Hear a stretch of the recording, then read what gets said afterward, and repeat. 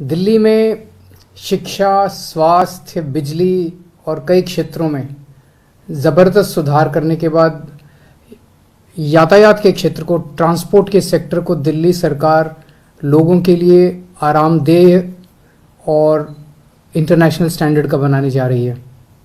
सबसे बड़ी दिक्कत दिल्ली में बसों की होती थी। कई सालों तक बसों की खरीद नहीं की गई थी। इस पूरे सिस्टम को ठीक करके अब आप लोग देख रहे हैं कि पिछले 1.5-2 साल से बहुत बड़े स्तर के ऊपर बसों की खरीद शुरू हो गई है और ख़ासकर इलेक्ट्रिक बसें खरीदी जा रही हैं और एयर कंडीशनड बसें खरीदी जा रही हैं लोगों के आराम को और दिल्ली के वेदर को ध्यान में रखते हुए।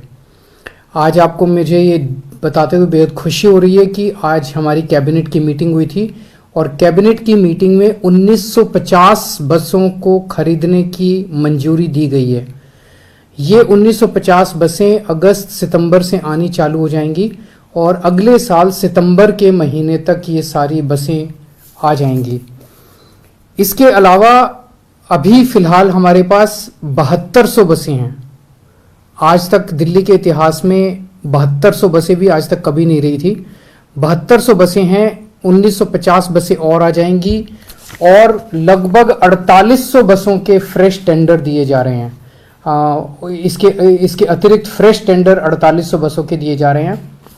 लेकिन साथ साथ अगले 2-3 साल के अंदर कई बसें पुरानी हो जाएंगी, उनकी लाइफ खत्म हो जाएगी, उन्हें रिप्लेस करना पड़ेगा।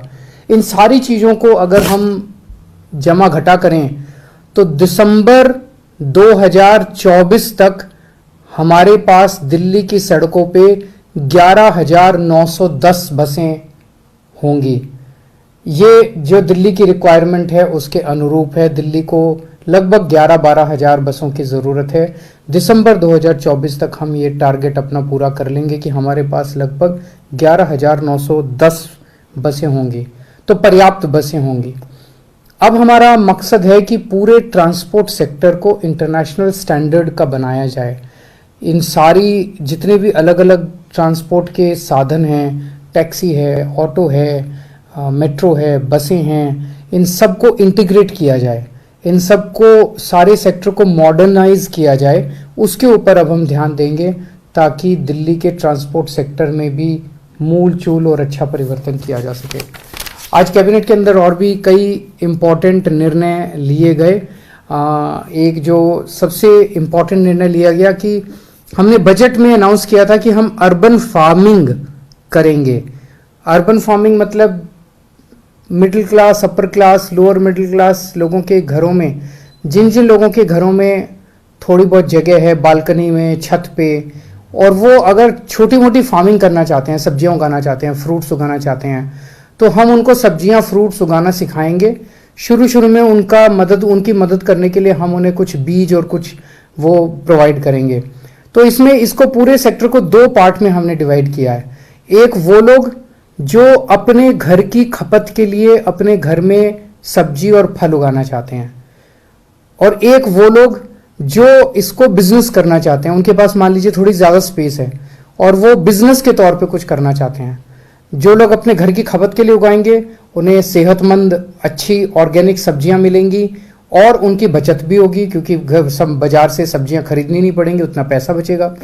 और जो लोग इसको अपने बिजनेस के तौर पे, मान लीजिए गृहिणी कोई छोटा मोटा बिजनेस के तौर पे इसको करना चाहती हैं, उन्हें एक्स्ट्रा इनकम उनकी फैमिली को होगी, तो एक तरह से रोजगार उत्पन्न करने का भी साधन होगा।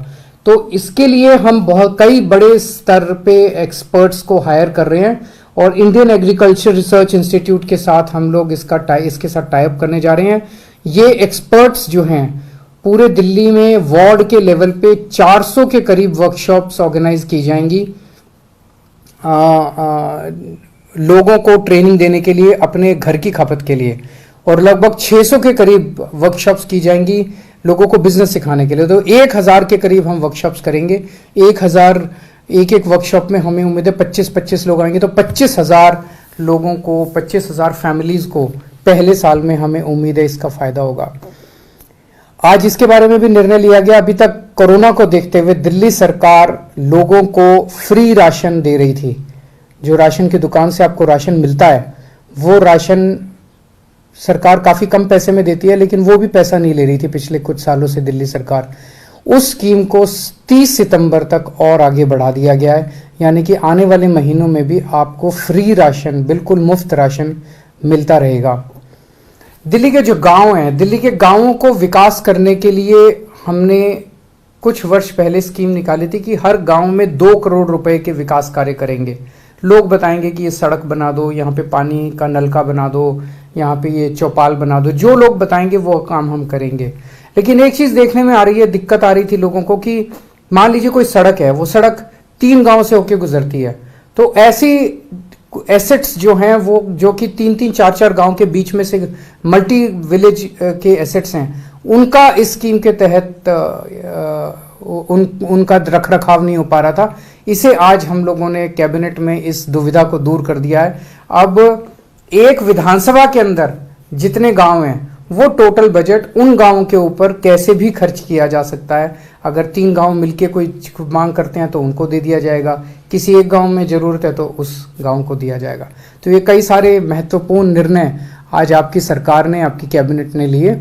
मैं उम्मीद करता हूँ इससे आपकी ज़िंदगी में और सहूलियत होगी। बहुत बहुत शुक्रिया।